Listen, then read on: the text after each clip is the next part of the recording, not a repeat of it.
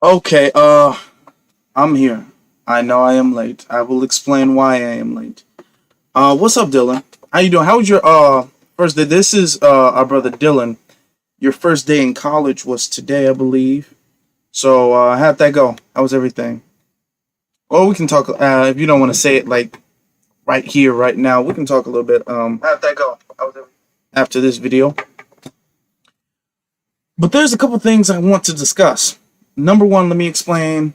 I'm late. Normally, I try to start at 7. It's about 7:40 where I am. Why am I so late? My job asked me to stay. I work with certain clients, so my job asked me to stay. I had a trip to go on to the store to pick some things up for the client. And on the way back to the client's place, I got a flat tire. I got a flat tire on the way back to the client's house. And then my jack wasn't working. People had to pull over. People had to pull over, and I had to use their jack. Now my car's on a donut right now. I have to get that changed tomorrow. That's how bad it is. But I'm here. I'm gonna try to be quick with everything because there's some things I have to do after this video. So I'm going to try to be quick. I said quick. Anyway. You said it was pretty good, but I'll go deeper on Instagram. Okay, cool. That's cool. We can talk on Instagram. We can talk. But without any further ado, Emmanuel Evans. My cousin Emmanuel's in here. How you doing? My family supporting me. I appreciate that, cuz. Let me see. Let me get into it. And I've been working on new designs for the actual clothing line. I've been spending like all day on new designs, both for the males and the females. So they're pretty good, pretty unique. I have the basic logo, and that's gonna be on there. That's gonna stay up because that's the brand, that's the logo. But now I'm gonna make like new designs with different hairstyles, and even though it's Afro Elite, so it's mostly gonna be with afros, of course, because that's kind of the thing. But I'm gonna put different hair. It's gonna be really nice, and I've been really working on it. And the designs I'm coming to, it's taking a long time, but it's working. It is coming up there. But without any further ado, let me start off with saying there's something I saw on the internet that I wasn't really here for. Sha'Carri Richardson, she had a race, an 100-meter race, in which she came in last place. Now, when you play in a sport, nobody's gonna win 100% of the time. That's just the reality. There's nobody who's gonna win every single race 100% of the time. She's been through a lot of stuff within the last month or so. So she went there, she ran, she didn't come in. Shout out to the sisters who did come in, okay? I believe the same sister who won first place in the Olympics won first place in this race. So she's a very, very fast sprinter. I have nothing at all negative to say about her. I don't think she said anything negative. At the end of the day, it is a competition. You run, you lose, you run, you win. You come back better next time. I hope Sha'Carri will bounce back. I hope she will come back better next time. And, she can do what she do. This isn't no disrespect to Jamaica. This isn't no disrespect to Sha'Carri. It's a competition. It was a fair race. She lost fairly. Okay? She didn't throw any shade. She wasn't dissing anybody. But what I found interesting was on Twitter and Instagram, the Jamaican community, really the whole Caribbean community, because it wasn't just Jamaicans. Even Nicki Minaj said something. Nicki Minaj is not Jamaican. Nicki Minaj is Trinidadian. So the whole Caribbean, the all black Caribbeans are like, yeah, you got smoked, Sha'Carri. Sha'Carri got smoked. They were making memes about her. They were making hella jokes about her. Roland Martin even commented, because Roland Martin is from Haiti. His people are from Haiti. Roland Martin is Haitian. So he's clicked in with the black Caribbean side. Now, this is what he says. Damn, this is Sha'Carri's on Twitter. So, damn, Sha'Carri Richardson got smoked at the Profanate Nike Pre-Classic. That's the race. like a big Jamaican blunt. You got smoked like a big Jamaican blunt. That was brutal. All caps, brutal. If your ass gonna write checks, they can't bounce. She finished ninth. All caps, ninth place. That was last. She got humbled, all caps, humbled, real fast by the world's top sprinters. Okay. See, here's my thing, right? There's nothing, I don't personally see anything wrong with repping your set. If you're from Jamaica and Jamaicans win a race and you go, oh yeah, Jamaicans win, we got this, we the best sprinters. Well, that's fine. That's fine. I mean, that's, you can rep your set. We're supposed to all be black first, but you know, when it comes to competition, when it comes to a fair competition, yeah, you can rep your set. We will be repping our set. If the Chicago Bulls won a basketball game, you would see a whole bunch of people in Chicago. Yeah, Chicago. I mean, and that's okay. It's a sport, you know. That's what you do. If your team or if your country, your nation, they won, okay, and that's fine. But what I don't understand is the fact that instead of celebrating the Jamaicans that actually did win the race, the energy got turned negative towards Sha'Carri. Instead of celebrating, oh, look at how fast we are, we practice hard, we work hard, and shout out, like I said, again, shout out to the sisters who won the race. Shout out to them. They placed first, second, Jamaicans placed first, second, and third. There was a black American who placed fourth, but you know, first, second, third. But all of the attention is on Sha'Carri. Oh, well, Sha'Carri, you got smoked. Sha'Carri this, Sha'Carri this. Sha'Carri's name was trending because she was being talked about so negatively for like losing the race, which they use the excuse, oh, she's being humbled. She's being humbled. Oh, we got to humble you. We got to put you in your place. Now, I said this before when I was talking about Sha'Carri before and all the slander Sha'Carri was getting before. Sha'Carri is a proxy for black Americans. This isn't like a thing that they have against Sha'Carri personally, because if you look and ask, okay, Sha'Carri being humbled for what? It's not like Sha'Carri was out there throwing shade towards Jamaica. Sha'Carri, after the Jamaicans won the Olympics, after the Jamaicans won the Olympics for that game, she congratulated them. She didn't throw any shade at anybody for winning, and especially not Jamaican people. So now this whole, oh, we gotta humble you. That I'm glad you're humbled. They're more happy that Sha'Carri lost than they are that Jamaicans won. Because if the Chicago Bulls won a basketball game, Chicago would be more happy that the Chicago Bulls won not the basketball game, but a basketball championship. Chicago would be more happy that we won a championship than we would be that the Lakers lost or whatever other team lost. We would be more happy that we won. So it's weird, and this is why I can tell this isn't just you repping your set, because when people rep their set, they're happy that their team won. They're not digging at the other. This is more a digging at the other team, and it's specifically Sha'Carri. It's like they have a bug in their ass about Sha'Carri specifically for no reason. So I said this. This was what I said. Okay. Make it a little bit bigger. Too many people trying to clown Sha'Carri for losing, but the only reason they knew there was a race was because she was in it. Let's be real, because this wasn't an Olympic race. So Sha'Carri was bringing the crowd. A lot of people watched the game. A lot of people watched that race because they knew Sha'Carri was running. This is, I think, Sha'Carri's first race since she got banned from the Olympics. Or at least first like televised race since she got banned from the Olympics.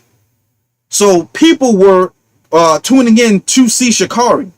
And you can tell Sha'Carri's name was trending. She's the one who got interviews after the game. Normally, after the game, the interviewers aren't rushing to talk to the loser of the game.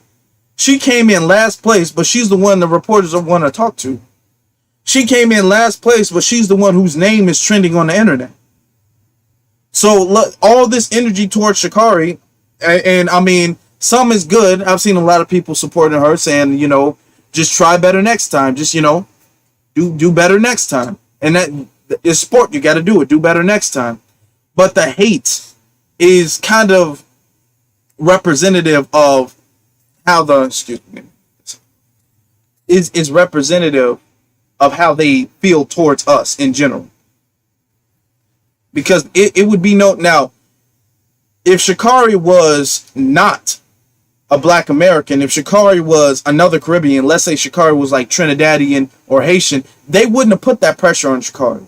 They wouldn't be clowning Sha'Carri like that. They're clowning Sha'Carri like that because Sha'Carri is a black American. This isn't about oh, we're just doing this because of Jamaica, because they're more happy that Sha'Carri lost than they are that their own players won. That doesn't make any sense. So, I just wanted to say that. That's no, I was definitely not feeling that. I was definitely not feeling that. Something else I want to see. TikTok has definitely been wilding lately. They've definitely been doing their thing. They've definitely been wilding. Now, I'm gonna play a small video for y'all. You see? All right, here we go. Here we go. Now, this is one of many tweets, many videos, but this was the one that was trending. Listen to this. Now, the caption, I know it's kind of small, so I'm gonna read it. Because she was talking about how, let me give you some context. She was talking about how men in general are gold diggers, and men leech off of women. We stay in their house. We're using their credit. We're using their car. We can't afford our own place. Blah blah blah. So we're gold digging off of the women. And then somebody in the comments wrote, "Black men are always broke and always homeless, begging for money. Like I refuse to date them anymore." That was that anti-black ass comment that somebody put in. Now, check this out. Now, this is the thing. Girl, it's bad out here. It's really bad. But one thing I have to say is, anytime I've dated a non-black man, like, I've never had this issue. Like, they never asked me for a place to live. They never asked me to pay for anything. So maybe we just need to expand our options. But I see it. Like, I see it. It's bad. It's really bad. Okay, so she's talking about expanding your options because black men are just so bad, and every other race of men are good and respectful and love black women and treat them right. My thing is this. I am glad I am seeing a lot more black women speak up against this stuff, because the thing is that these divestors, because that's what she is, admittedly she's a divester. These divestors, these anti-black men groups, whatever, the Shea Butter Twitter, they don't get called out enough by black women. That's starting to happen now, which is a really good thing. Because when men call them out, oh, that's misogyny, oh, that's, you hate black women, you're bashing black women. When men call them out, then that's their defense. Oh, you just hate black women. But when black women call them out, then they call, oh, you're a pick-me. You just want to be chosen by a black man. You're just saying anything to pander to a black man. And that would keep the black women from calling other black women out. That's the small margin who wants to do it. And then there's a bigger margin who don't necessarily agree, but they won't say anything. That needs to stop. The margin who doesn't agree, who doesn't follow along with the divest movement, but they don't want to speak against it because they don't want to be called out. We have to reach a point where we're brave enough to say anything we want to say if it's the right thing to say. If they're pushing a dangerous narrative and you're one in a million fighting against that, then you need to be the strong man or strong woman standing against that. Okay? I get here and I say what I believe in. I say what is right. Now, there are certain things that I am careful with because of the YouTube algorithm. And I know YouTube has already given me a lot of problems. I don't even really have I'm not like a big YouTuber right now, but YouTube has already given me several problems. So I'm very careful with my words. Reason being, it's not like I'm scared. I'm honestly not scared to lose the channel. I'm honestly not scared to be blocked, taken down. But my thing is like with the other video I made with Bill Maher, if I make the video and the video gets taken down or the video gets straight up blocked, you guys can't see the video. There's no point in me making the video. So that's why I'm like, okay, and let me be careful so I can say what I want to say so you guys can get, because it's for you guys. The video, the whole channel is for you guys. It's not for me. I like the channel. I love the channel, but the channel is for you guys to help you guys. So for me, to an extent, for me to give my opinions out, but if you guys can't see the video, then there's no point of me saying it. So I have to be very careful with certain things I say. That's the only reason. Not because I'm scared of what people are gonna say in the comments. Not because I'm scared that people are gonna unfollow me or dislike the video. My most disliked video, I got about 500 dislikes, and that was the one where I talked about pedophilia going through transgenderism. It's still up there. I have not recanted anything I said in that video. I've tried to explain it more and break it down more. If they don't want to listen, then that's their problem. But I'm not scared of the fact that they disliked the video more than it liked it, and that kind of hurt with the algorithm and everything. I'm not like, oh my God, the alphabet community, they're after me. Let me take this down. No, it's staying there because it's the truth, and that's what I'm standing on. So this woman here. First off, let me go back to the comment. Black men are always broke and always homeless. Okay. Black men are always broke and always homeless. Notice that these groups, they can't even get their arguments straight because these groups of women, these groups of black women, the divestors, not talking about black women in general, these groups, the groups that clearly can't wear a wig, you can see her whole head. That wig is like a ponytail in her head. She has this huge forehead. All divestors have this big alien looking forehead. I'm calling it out right now. Look at her forehead. She looks like her wig is a ponytail. Why is your headband, your head wrap that's supposed to be right here on your forehead, why is it back here? Her headband that's supposed to be covering up her edges or whatever is pushed back. It looked like somebody scooted that thing back to the front. They all look like that. They all have that same look. But they're always talking about how black men are the enemy and we're the oppressors and we're the white people, straight black men, not gay black men, because gay black men don't do anything wrong according to them. But straight black men are the white people of black people. They're saying that. And then they're saying black men are always broken homeless. So which one is it? Are black men broken homeless, always broken homeless, or do we benefit from male privilege? Because they'll tell those arguments simultaneously.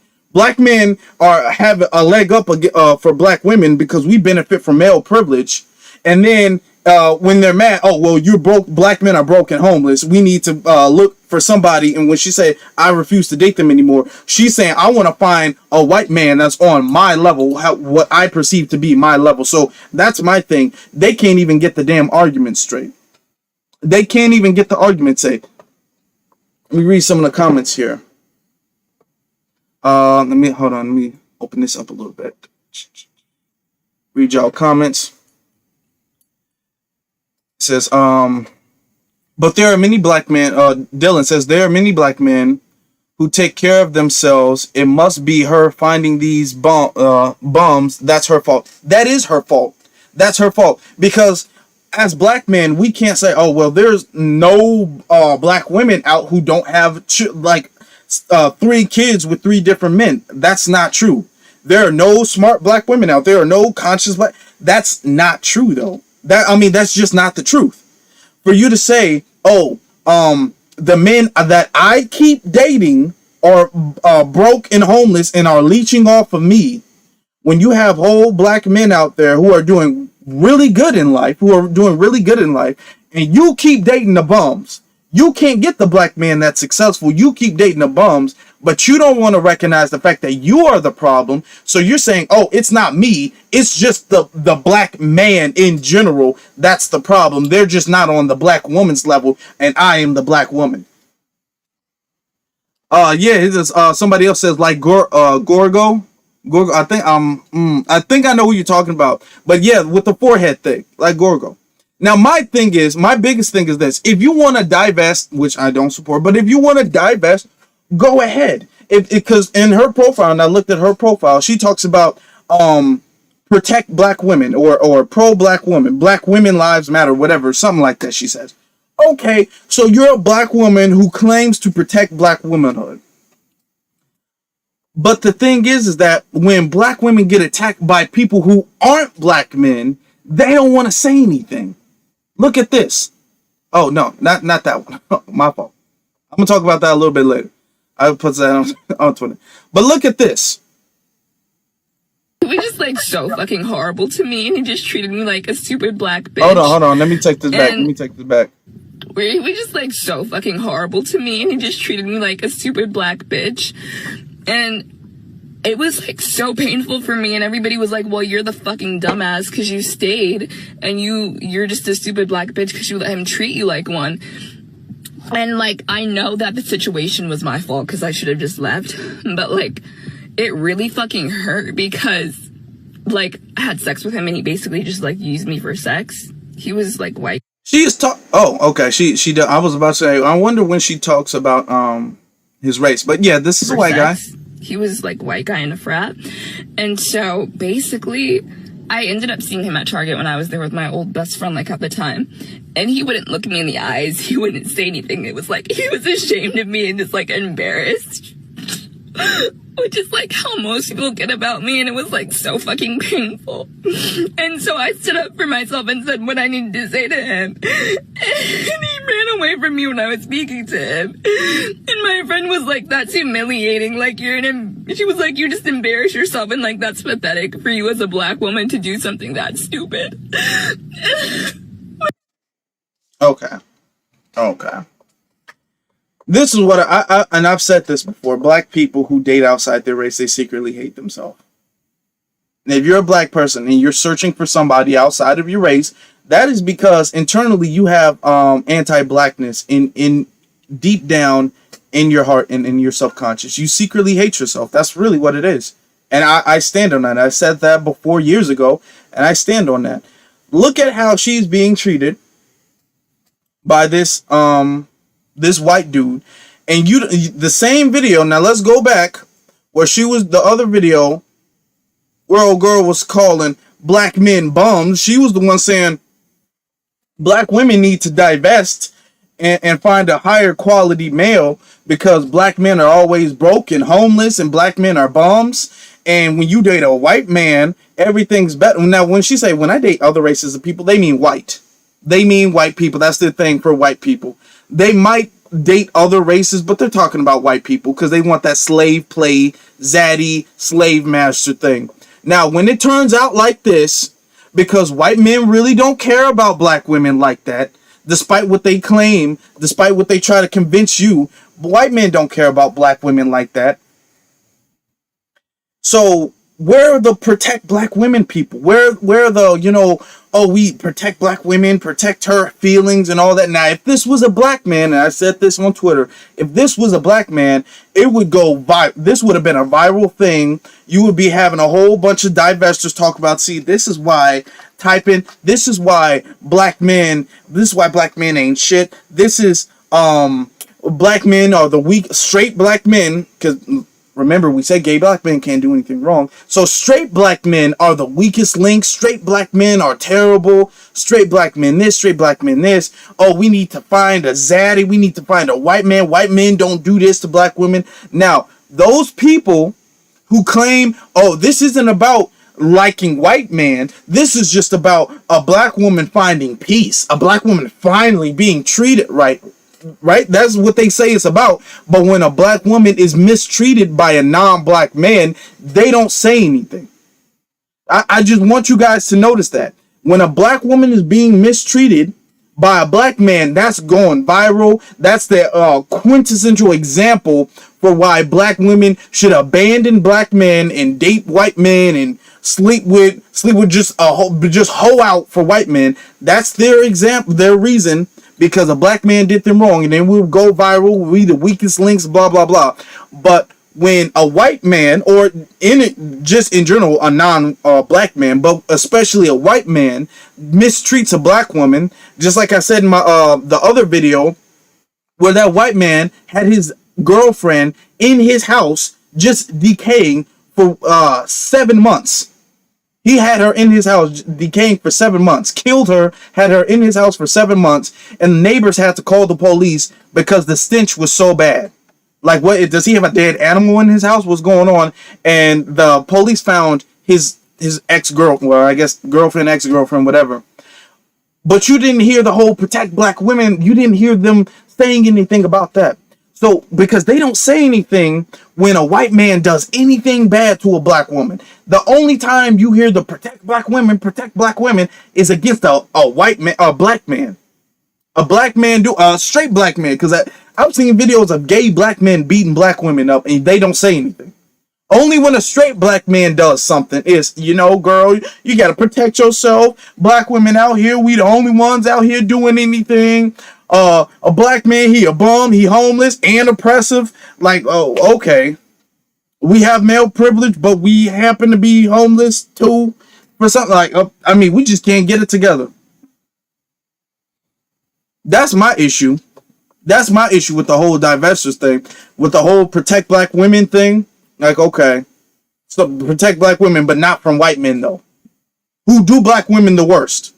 They do that. They historically, it's unquestionable, have done black women way worse. Black men have been the only group of men to protect black women, but we're the ones you're trying to divest from. Okay. She might as well just shave, because we all know she bald anyway. But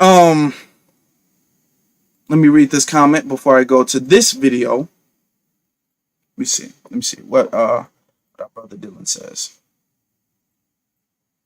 It says, Dylan says, then they'll go get a white man thinking that's better, but a lot of times it's a sexual agenda. Yeah, these white men date black women straight up for fetishes.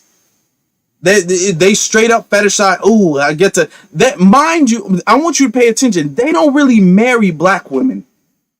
When they talk about, black women are the least married women, blah, blah, blah.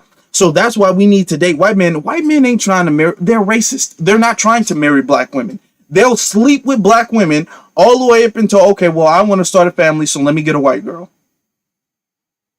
Or an Asian. But let me get a non-black, because I'm not having no family with you. And some of them do. Some of them do, because white women really ain't fertile like that anymore. But they don't really. You see a lot of them. I just want to sleep with a black woman just because. This is like a sec. You see a lot of times when white people do that, they sleep with black people out of some type of sexual fetish type thing. Like, black people are their own sexuality. Ooh, I really like black. Like, it's like a sexual thing, because they're looking at it like we're not human beings. So they're looking at it like this is a gutter type of thing. This is like their idea of gutter and close to slave sex. Like, the what the thing is called, BMS or something like that, with the whips and the chains and all that. That's kind of like this, because they're looking at it like, oh yeah, I get to call her nigger bitch and all that. I get to say all this stuff. I can't say that to a white woman. I can't call her. I don't feel like a slave master when I'm having sex with a white woman, but I have that innate feeling when I have sex with a black woman, because I get to do a whole bunch of slave play. They don't want to tell you about that part. And a whole bunch of these black women who claim, not all, but the divestors who claim, oh, we got to find a white man who will treat us right. They just like the slave play. That's really it. They like the slave play. They like being called a nigger bitch, up until she's like, okay, well, that's enough of the nigger bitches. And he's like, no, you are a nigger bitch. And he's like, what do you mean? I thought you loved me. No. Okay. I'm going to play this video.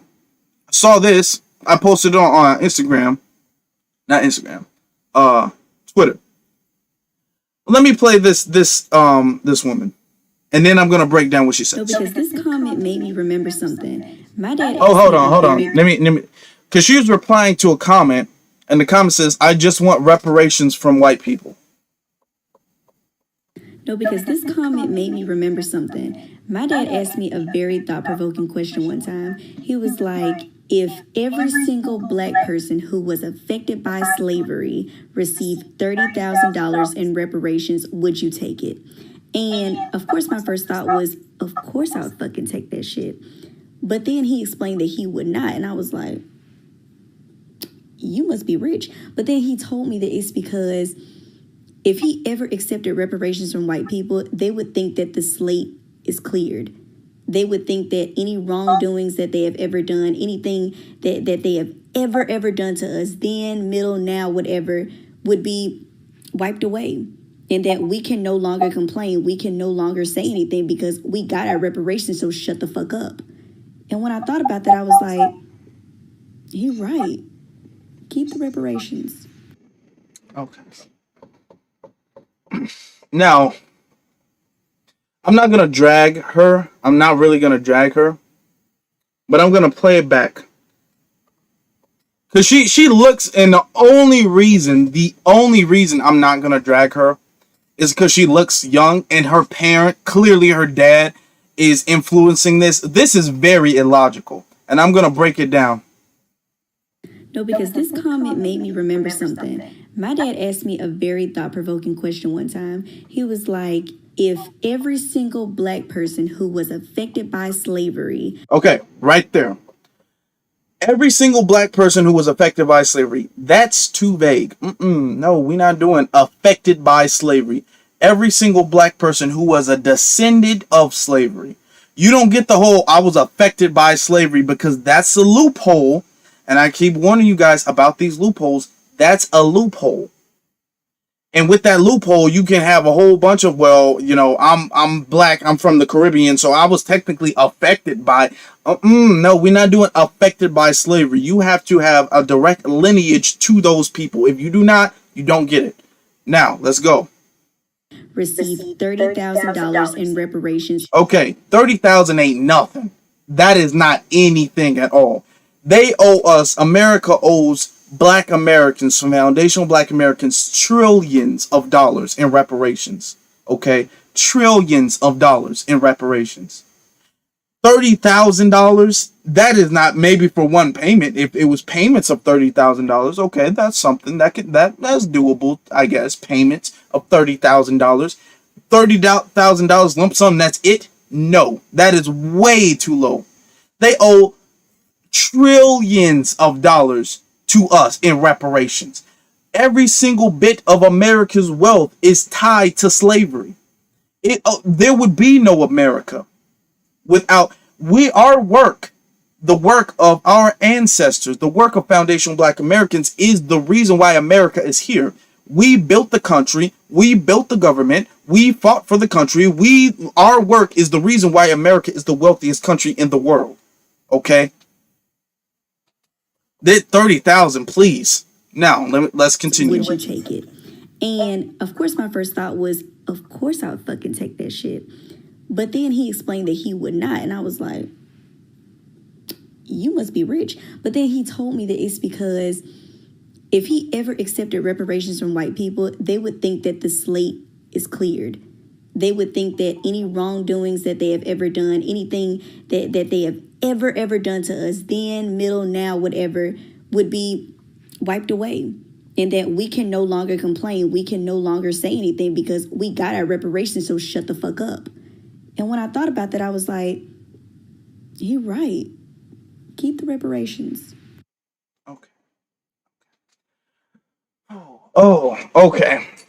Okay. Here's the thing. White people already think like that. They have thought like that since, first off, they really, and I've said this for the longest time, the dominant society really does not recognize black humanity. They don't really see us as humans. They still see us as the 3/5 of a human being that they did before. That never really left their mind. We're not fully human to them. That's why when bad things happen to us, is, oh wow, that's unfortunate. I'm sorry, Jamal. But with other people like the Afghanis, oh, let's bring them over. We got to bring them over. And I'm going to talk about that shortly after this. But they don't recognize us as human beings. So anything we do get, it's a, okay, y'all can stop complaining now. Okay, racism is over now. They've been saying black people need to stop complaining since the civil rights movement. Since the civil rights movement. Oh, okay, well, you got the right to vote, so shut up now. Black people, y'all got it now. Shut up now. Oh, well, you got this right. Okay, shut up now. Oh, okay, well, what about Obama? Okay, Obama became president. Damn, what else you guys want? They've always said that. They say that now. They say that now. It's not like black people, the dominant society, is genuinely feeling sorry. And if they were, let's say they were, you're going to deny our ancestors' right, the wealth that our ancestors built. You're going to deny those reparations and the torment they had to face, and we have to face now presently. You're going to deny those reparations so you can complain to white people, so white people can feel bad, because this is really what it is. Because yeah, we have our reparations, then white people won't feel bad. We won't really have a land to stand on to make them feel bad. They're doing this because they care about what white people feel, how white people think. And the crazy part about that is, it's not like white people feeling like the slate isn't cleared, which majority of them already do. But it's not like white people feeling like the slate isn't cleared is helping us at all anyway. That's like you working for somebody and they never paying you, but they know they owe you money. You would rather be like, you know what? I'd rather not get the money from you so you can feel like you owe me money than you give me the money, because then you won't feel like you owe me money. That logic is so backwards. That is backwards logic. I'm so surprised that even though, I mean, she's young, but she ain't that young. Damn. That logic don't make no type of sense. I'm just saying, I can't tell for sure, but I'm saying that logic sounds like it would come from a person who wouldn't qualify for reparations in the first place. That's what that logic sounds like. That logic sounds like, oh, they wouldn't get reparations in the first place, so they're going to try to make it seem like reparations is something nobody should get in general because they wouldn't get in the first place. Because if you notice, most of the black people who speak out against getting slavery reparations are people who wouldn't qualify for slavery reparations anyway. They're non-foundational black Americans. But even if she was, just that logic don't make no sense. So because white people would feel like they don't owe us anything. And even still, what does it matter what white people think? They owe us. It is a debt that is owed to us, that has been owed to us for hundreds of years. I don't care what they think. Oh, well, if we give it to you, better not say anything. First off, they don't have the right to say that to us anyway, regardless. Oh, if I give you this thing I stole from you, you better not say anything. I better not hear no complainings if I return the stolen items to you. No. And even so, what do we care what they think? Because it's not like them thinking, which majority of them don't, it's not like them thinking that the slate isn't clear is helping us out anyway. At least like sleeping in poverty, thinking to yourself, I denied reparations because I want there to be 10 white people who feel bad for me. That logic don't make no sense. Now, I want to talk about this other thing. Bam. Let me take this off the screen.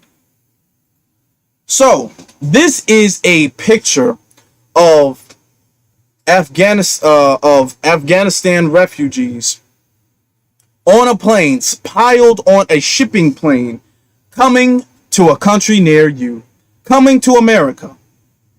Not in reference to the movie Coming to America, but actually coming to the country United States of America. They are shipping, currently, they're going to be shipping thousands of them to this country.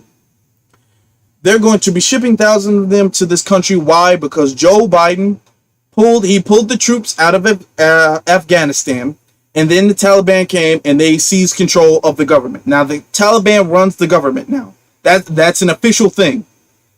They were this like rebel force, but now they're the official government. So now they're like, okay, we're going to change things around here. Since America is not running stuff, we're going to start changing things around here. So there's a whole bunch of people like, okay, we got to leave. They're not trying to fight. If they felt like the Taliban was a president, they're not trying to fight against the Taliban. The Taliban that was low-key created by America. But that's a story for another day, because we're running fast and a couple of other things I want to talk about. But they're going to come here and they're going to get tangible benefits. They're going to get capital that is constantly being denied by black people, which is why it's so illogical for any black person, whether foundational black American or not, to say we shouldn't get reparations for any reason at all. Okay? They're going to come here. I was at a gas station, and this is why I want to talk about this, because this is how serious this is. I was at a gas station the other day, and I was tired. I was on my way to work, to my second job, and I was so sleepy, so tired. I was like, okay, let me, I have a bottle of juice in the car. Let me come and get like a 5-hour energy, and I can pour that, because I like to like pour it in the juice and drink it with it. I don't really drink just a straight shot without a chaser or something. That's just me. Not that I drink it often, but I was looking this time. So I went in the gas station, and there was an Arab person in the gas station. I'm like, hey, can I get a 5-hour energy? He's like, huh? Can I? The 5-hour energy is like the energy shots. This dude gave me a cell phone charger. This dude, he was like, here, what am I supposed to do with an iPhone charger? I'm asking for like the shots of energy juice. Why are you giving me this iPhone charger? They come to America and they get to come up with businesses. They get to run gas stations. There's a whole bunch of them, the Arabs and the Indians in the gas stations. They have their own restaurants. They have their own damn corner stores, their alcohols, the liquor stores, the hookah lounges and all that. They get to come and they get these businesses because they get grants. They get refugee benefits, they get immigrant benefits, and they get access to capital before black people do. They skip the line above black people. You can tell they got people working there who don't even know what a 5-hour energy is. Now, for a black person to have a business, that black person got to have damn near a 100% credit score. Their credit score, when I say 100%, I mean perfect credit score. They got to have capital in the bank already. They got to have the place they're going to get. And then when if they do get the business loan for it, everything got to be legit. They got to be fully licensed. All their staff got to be licensed. Everything has to be 100% or it will get shut down. And then they'll have to pay a higher rate of interest than other groups of people have to pay. That's what it takes for a black person to start a business. But they're coming here. They barely can speak the language. And I'm not just talking about the Arabs, because I've also said this about the Hispanic immigrants as well. They barely speak the language. They don't even know what's in the store. This dude doesn't even know what a 5-hour energy is. He gave me a damn cell phone charger. And he's running a store. He's running, not a store, a gas station. He's running a gas station. But a black person got to know every single thing. Now, mind you, too, I also want to point out this, too. This Arab dude didn't even know what a 5-hour energy was. They actually didn't have them. But he didn't know what it was in the first place. But you'll have a whole bunch of people. He gets to stay in a black neighborhood, specifically a black neighborhood, and he'll get a whole bunch of customers. Now, let that be a black gas station. And a black person goes, hey, do you have a 5-hour energy? And he was like, no, but I got a cell phone charger. They'd be like, oh my God, see, this is the problem with black-owned businesses. This is why I never support black-owned business. I will never support a black-owned business again. You'll have black people, coon black people, who are quick to not support other black businesses because of a mistake that they would forgive an Arab for making. But like I'm saying again, they will come here and they will get capital, they will get businesses before black people will.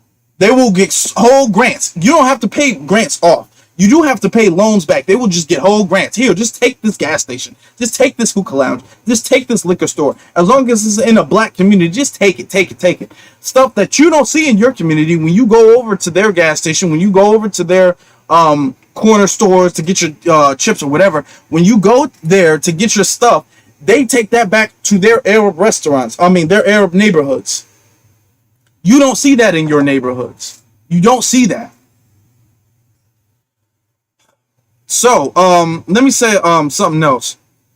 Like I said, and I don't wish bad on anybody throughout the world. I don't wish harm on the Afghani people. I don't wish harm on them. But what I am gonna say is, how do they treat black people? Let's not forget about the Arab slave trade. Let's not forget about that. Let's not forget about how they treat black people in their home countries. Because when the whole Pakistani thing was happening with the Pakistani and the Israels, when they were going back and forth, and everyone was like, free, save Pakistan, free Pakistan, hashtag Pakistani lives matter, whatever. When they were talking about that, you have black Pakistanis, black people who living in Pakistan, like, oh, they treat us horrible here.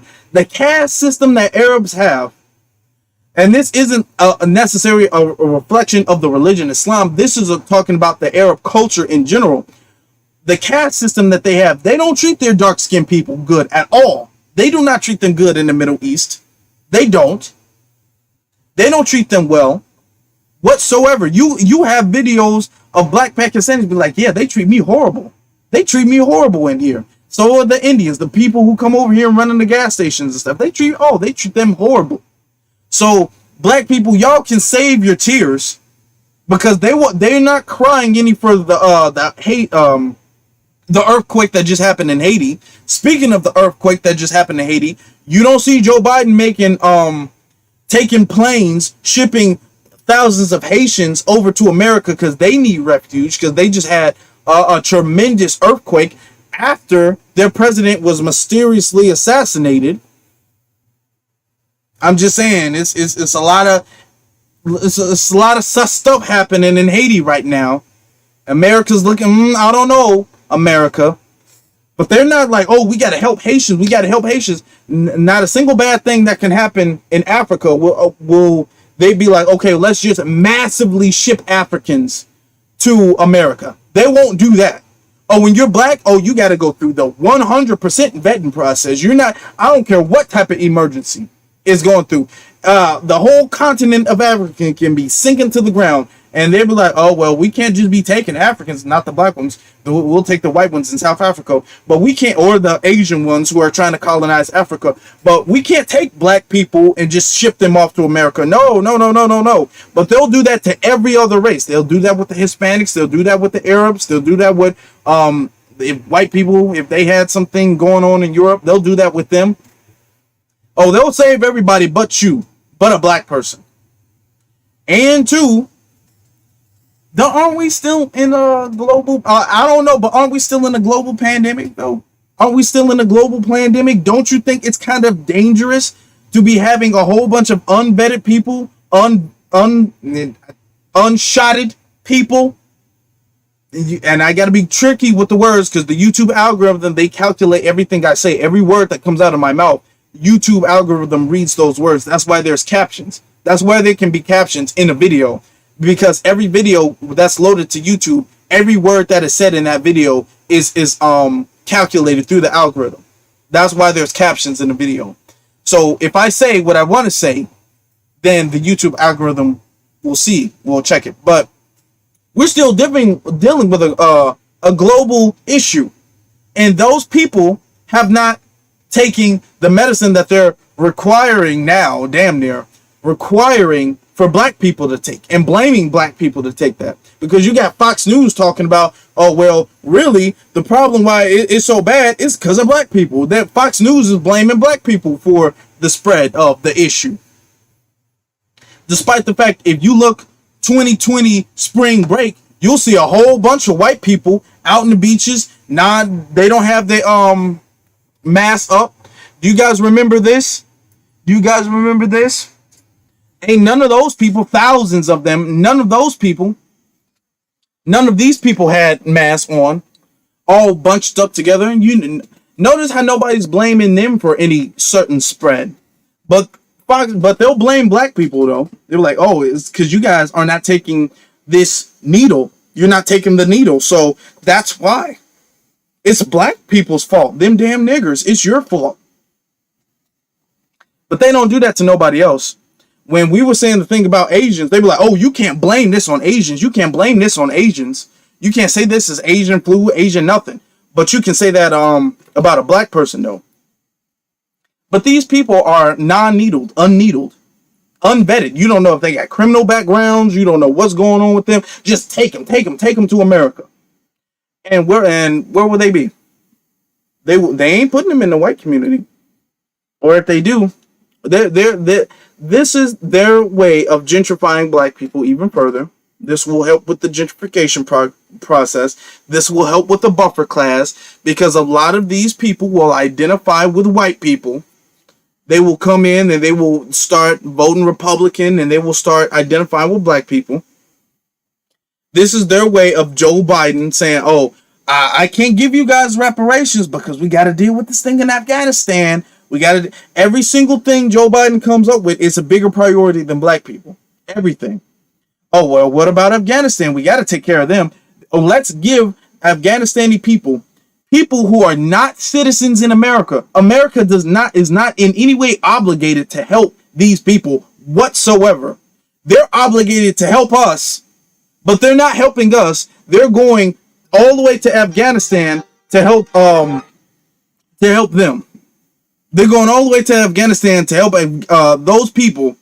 Even though they're not obligated, those people are not citizens of this country, but this country is going over there to help them with money from us. Our tax dollar money from us is going over there to help them, but it won't go to help us. When we say we want reparations, it's okay, well, that's divisive. That would break the economy. There's no way we can get that done. We can't do anything for a specific group of people. We can't do anything for a specific group of people except if those people are not black. Then we can do something for them. That's really what it is.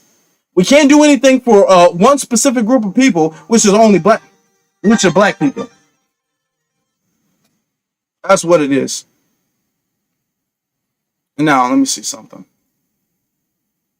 It says, they had something to do with the earthquake in Haiti. But that's a whole nother, that's a whole nother subject. Let's not get into that right now. I did my first deployment in Afghanistan. You did, now, you said you did your first deployment in Afghanistan. Let me ask you, bro. This dude. Let me ask you, bro. How did they treat black people? How did you see the Afghanistani people treat black people? How did you see them treat them? Because I've seen videos. They don't treat black people. They don't treat black people well. Oh my God. They don't treat them well. Now, there was one other thing. There's one other thing that I want to say. This right here.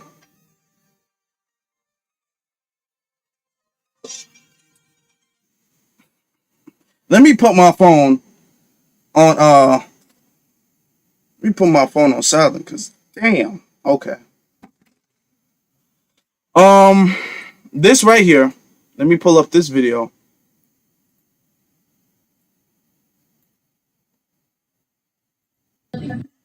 Oh, white lives matter. Nothing has happened to them. Nothing bad has happened. Nothing bad has happened No, to a have white you- person? Oh, Ever? Okay, we're not talking about that. I'm just saying straight up. Were you a slave? No, who sold who into slavery? Did you know African Americans sold African Americans into slavery? So I'd encourage you to go check with your history teacher and get that all I don't straightened have out history right now. so you can learn history and how it truly unfolded. Nobody asked for your opinion. Because that is true history. Nobody asked for your opinion. Kate, if you are going to be in this room, Okay, I'll go outside. you need to, that's totally fine, that is an option. I'll go outside. That is completely an option. That was stated at the beginning of class. Thanks.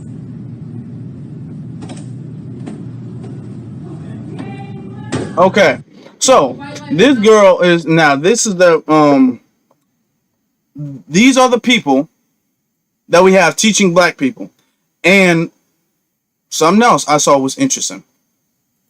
Colorado school district is banning critical race theory.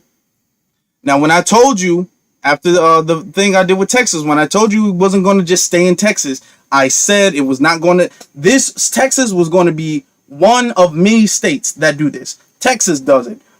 Tennessee does it. Colorado does it. This will be a whole nationwide thing because they're saying the quote critical race theory. Oh, that's teaching that white people are all evil. That's really what that is. I tell you guys to watch the words. I will break that down in just a second. Let me break this video down real quick. First off, in the video, she's talking about the issues that black people face. I wish this video was maybe recorded from the beginning. This clearly came from another student. But listen to this. White lives matter. Nothing has happened to them. Nothing bad has happened. Now, she's talking about white lives matter. This teacher said something about white lives matter.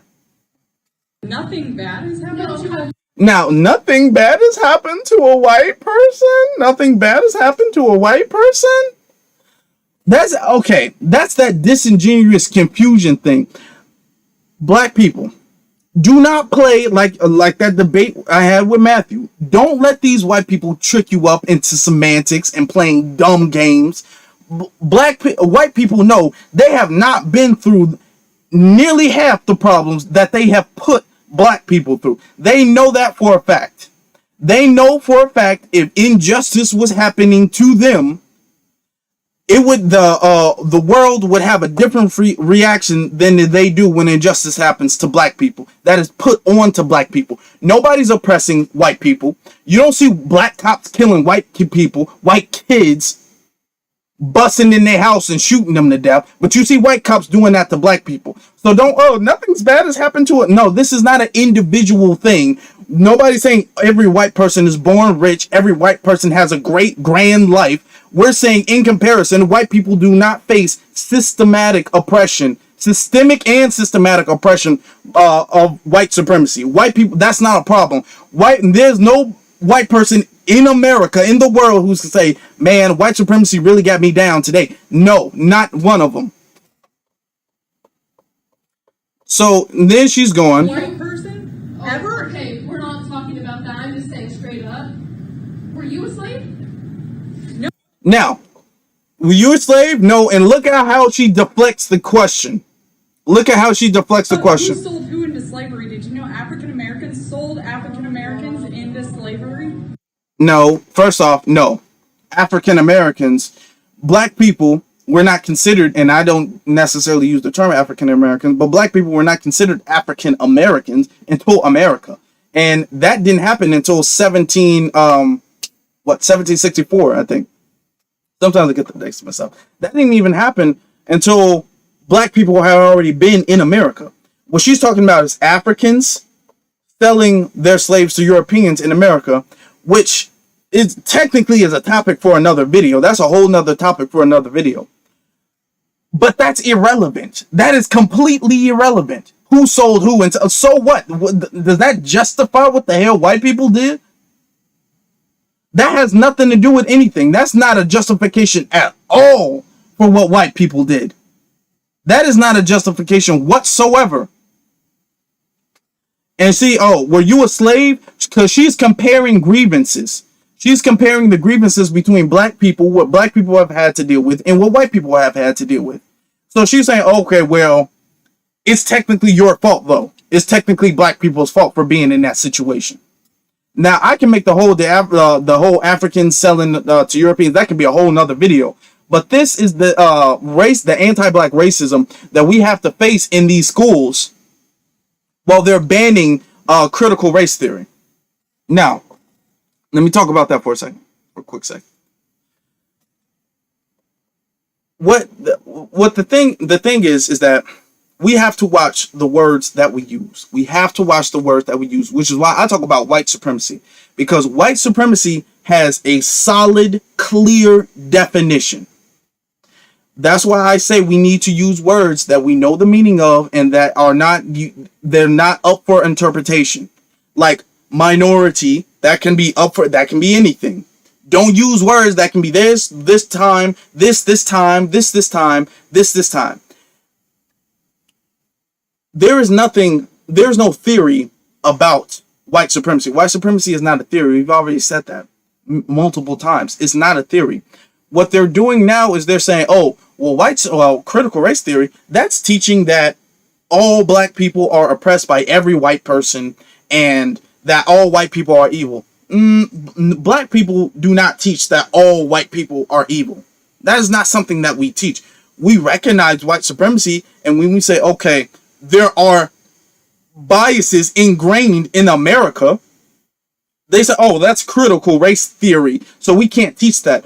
And now, anything that does not support white supremacy, they're saying, okay, well, that's critical race theory.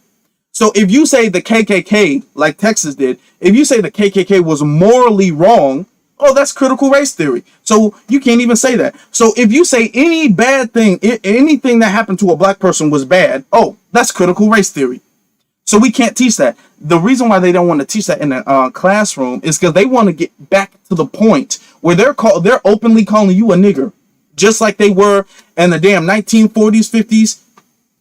Still a little bit today, but not as much. Back in those days, back in the early 90s, early 1900s, that's what they want, to be able to walk down the street like, hey, nigger. That's what they want to do. And they want to ingrain that in the kids now. Because they don't want their white kids to grow up conscious as like, hey, man, as a white person, we really need to start to change things. You know what I'm saying? I feel bad for black people, the oppression that we put black people through. Let's change that. They don't want their kids thinking that. They teach their kids young. Oh, you don't think like that. They don't want their kids thinking like that. Because when white people and black people need to start being like this too, when white people send their kids home to school, they want their school to teach them the values that they want their school to teach them. They don't want their school to indoctrinate their kids.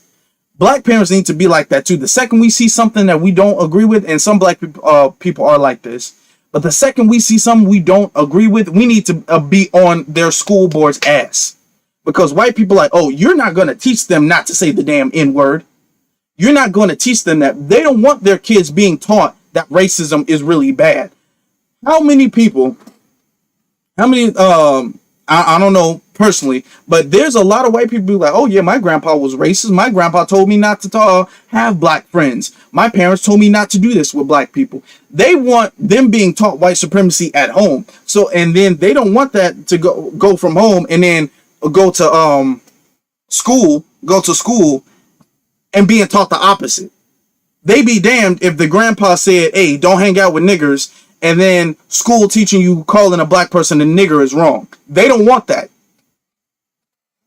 Another thing, some people are talking about racism. Everybody can be racist. This is why I'm telling you guys, we need to know the meaning of the words that we are using.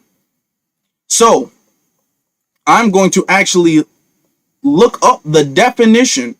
I have looked up the definition of racism. Or not racism. I'm looking up the definition of ism. Ism is its own word. I've said that before. Look at this.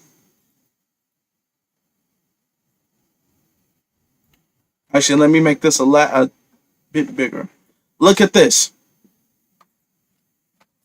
Ism. ISM. Its own actual word. The definition. A distinct practice distinct practice, system, or philosophy, typically a political ideology or artistic movement. Now, Let me explain what that means. Ism is a distinct practice system. It is something. It is a noun that you add to something, but it is something that you do. Ism is something that you do. It's not a thought. Now they're saying a distinct practice. That's the first thing. Practice, system, or philosophy. Okay, black people cannot practice anything. Let's look at the I wish they had examples. Like he said he loathed ism in any forms of dogma, any form from dogma. Now let's look at this. These are things. Forming noun denounced in action or its results. Baptism, barbarism, all these isms, colonialism, alcoholism. These are actions. Ism is an action. Okay, it's not a thought process. That's why when they say black people can't be racist, black people cannot be racist because black people cannot have an ism of a race. We cannot have a systematic belief in practice that our race is above another race. Racism is a system that puts races in a hierarchy. That is what racism actually is. So when people, oh well, hey, you can be racist. That's racist. Black people are so racist. No, black people cannot control the Black people cannot control the hierarchy. We don't control the hierarchy. We don't want there to be a hierarchy. Okay. Don't let anybody convince you otherwise. You look up the word. I just look up the word ism after racism. You have racism, the a systemic hierarchy of race, sexism, the systemic, all these other isms. Ism is a thing. It is a thing that is done. Okay. Hold on. Let me see something.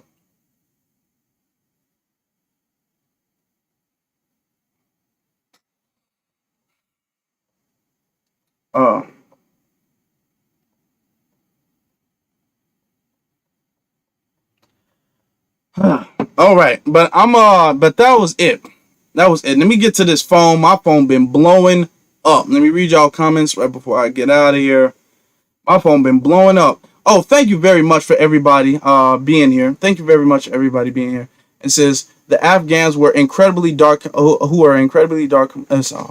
They treated us like other American troops. They were all American as far as we were concerned. They treated Afghanis who were incredibly dark complected. Okay. It says they treated us like other American troops. Okay. We were all American. Oh, I'm not talking about, well, my question was asking, how do Afghanistanis treat their black Afghanistanis? Not you necessarily, but okay. Like how do they treat the white Afghanistanis or the lighter skinned Afghanistanis treat the darker skinned Afghanistanis? And then you say, I don't know, FBA sold FBA into slavery. Okay, but I didn't know that. FBA didn't sell FBA into slavery. Okay, because what she even got that wrong. That was Africa, where the Europeans were getting slaves from the coast of Africa. They were not, Africans are not FBA. FBA didn't come, our ethnic group didn't even exist prior to slavery. That's why we're foundational black Americans. Our ethnic group didn't exist prior to slavery. So how do we how are slaves selling other slaves into slavery? She even, her racism is even dumb as hell. My sister's here, Sakina. Shout out to you, Sakina. But I'm gonna get off here. I'm coming up with a video Thursday. So be back Thursday. Subscribe if you haven't. Thank you for everybody who liked, comment. I'm making new designs for the clothing brand, so go check out that. The link is in the description. Check me out on my social media. The link is in the description. You guys take care. I got to get out of here. I got other things to do. I'm working on new designs. The designs are coming up. They're getting better. You guys take care. Black First, family.